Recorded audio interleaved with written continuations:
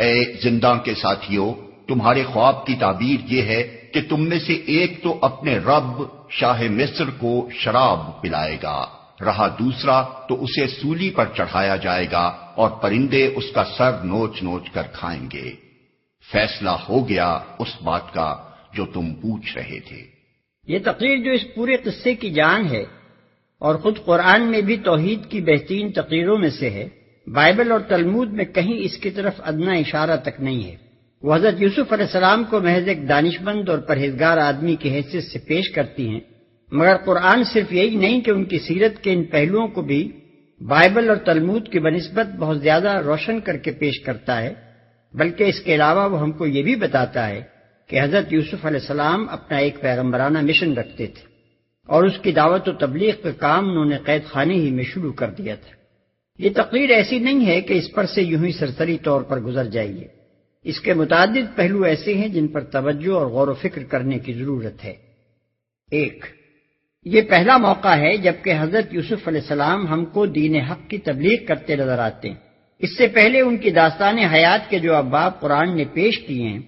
ان میں صرف اخلاق فاضلہ کی مختلف خصوصیات مختلف مرحلوں پر ابھرتی رہی ہیں،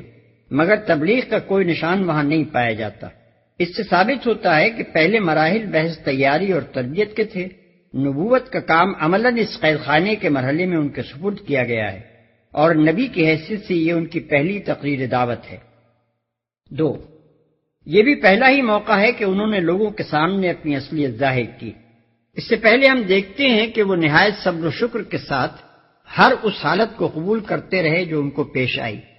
جب قافلے والوں نے ان کو پکڑ کر غلام بنایا، جب وہ مصر لائے گئے، جب انہیں عزیز مصر کے ہاتھ فروخت کیا گیا، جب انہیں جیل بھیجا گیا، ان میں سے کسی موقع پر بھی انہوں نے یہ نہیں بتایا کہ میں ابراہیم و اسحاق علیہ السلام کا پوتا اور یعقوب علیہ السلام کا بیٹا ہوں۔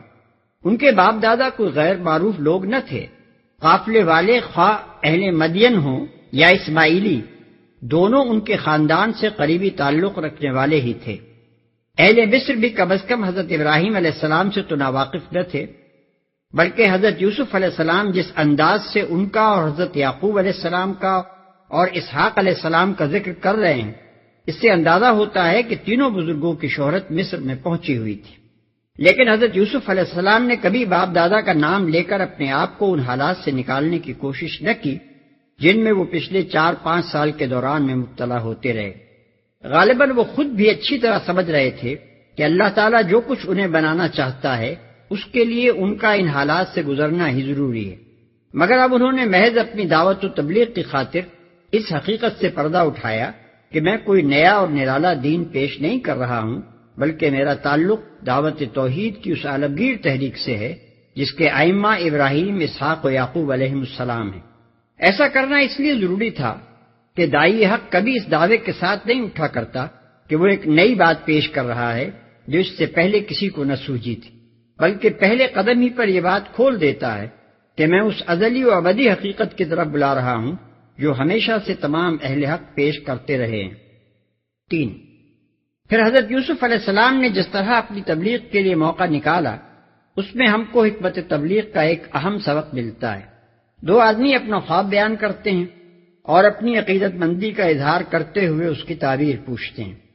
جواب میں آپ فرماتے ہیں کہ تعبیر تو میں تمہیں ضرور بتاؤں گا، مگر پہلے یہ سن لو کہ اس علم کا ماخذ کیا ہے جس کی بنا پر میں تمہیں تعبیر دیتا ہوں۔ اس طرح ان کی بات میں سے اپنی بات کہنے کا موقع نکال کر آپ ان کے سامنے اپنا دین پیش کرنا شروع کر دیتے ہیں۔ اس سے یہ سبق ملتا ہے کہ فی الواقع کسی شخص کے دل میں اگر تبلیغ حق کی دھن سمائی ہوئی ہو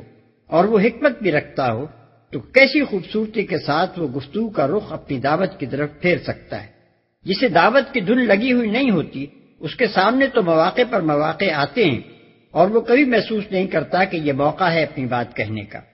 مگر وہ جسے دھن لگی ہوئی ہوتی ہے وہ موقع کی تاک میں لگا رہتا ہے اور اسے پاتے ہی اپنا کام شروع کر دیتا ہے۔ البتہ بہت فرق ہے حکیم کی موقع شناسی میں اور اس نادان مبلغ کی بھونڈی تبلیغ میں جو موقع و محل کا لحاظ کیے بغیر لوگوں کے کانوں میں زبردستی اپنی دعوت ٹھوسنے کی کوشش کرتا ہے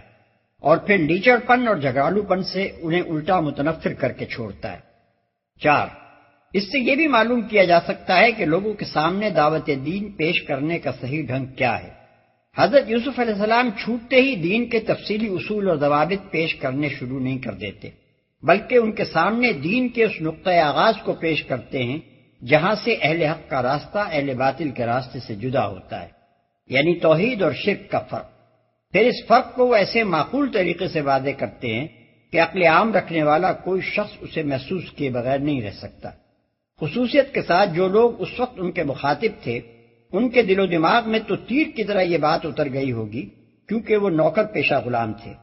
اور اپنے دل کی گہرائیوں میں اس بات کو خوب محسوس کر سکتے تھے کہ ایک آقا کا غلام ہونا بہتر ہے یا بہت سے آقاؤں کا، اور سارے جہان کے آقا کی بندگی بہتر ہے یا بندوں کی بندگی۔ پھر وہ یہ بھی نہیں کہتے کہ اپنا دین چھوڑو اور میرے دین میں آ جاؤ، بلکہ ایک عجیب انداز میں ان سے کہتے ہیں کہ دیکھو اللہ کا یہ کتنا بڑا فضل ہے کہ اس نے اپنے سوا ہم کو کسی کا بندہ نہیں بنایا، مگر لوگ اس کا شکر ادا نہیں کرتے اور خواہ مخواہ خود گھڑ گھڑ کر اپنے رب بناتے اور ان کی بندگی کرتے ہیں۔ پھر وہ اپنے مخاطبوں کے دین پر تنقید بھی کرتے ہیں، مگر نہایت معقولیت کے ساتھ اور دل آزاری کے ہر شائبے کے بغیر۔ بس اتنا کہنے پر اکتفا کرتے ہیں کہ یہ معبود جن میں سے کسی کو تم انداتا، کسی کو خداوند نعمت، کسی کو مالک زمین اور کسی کو رب دولت یا مختار صحت و مرض وغیرہ کہتے ہو، یہ سب خالی خولی نام ہی ہیں۔ ان ناموں کے پیچھے کوئی حقیقی انداتائی و خداوندی اور مالکیت و ربوبیت موجود نہیں ہے۔ اصل مالک اللہ تعالیٰ ہے، جسے تم بھی کائنات کا خالق و رب تسلیم کرتے ہو، اور اس نے ان میں سے کسی کے لیے بھی خداوندی اور معبودیت کی کوئی سند نہیں اتاری ہے۔ اس نے تو فرمانروائی کے سارے حقوق اور اختیارات اپنے ہی لیے مخصوص رکھے ہیں، اور اس کا حکم ہے کہ تم اس کے سوا کسی کی بندگی نہ کرو۔ 5، اس سے یہ بھی اندازہ کیا جا سکتا ہے کہ حضرت یوسف علیہ السلام نے قید خانے کی زندگی کے یہ 8-10 سال کس طرح گزارے ہوں گے۔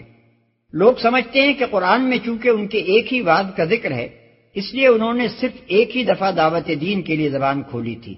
مگر اول تو ایک پیغمبر کے متعلق یہ گمان کرنا ہی سخت بدگمانی ہے کہ وہ اپنے اصل کام سے غافل ہوگا۔